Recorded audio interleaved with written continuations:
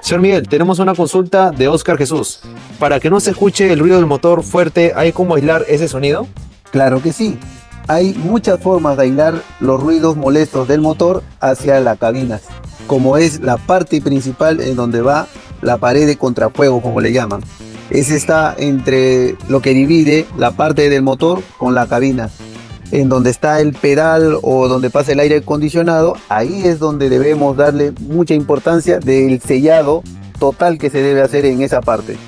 Hay muchos materiales como este de acá, en la marca STP.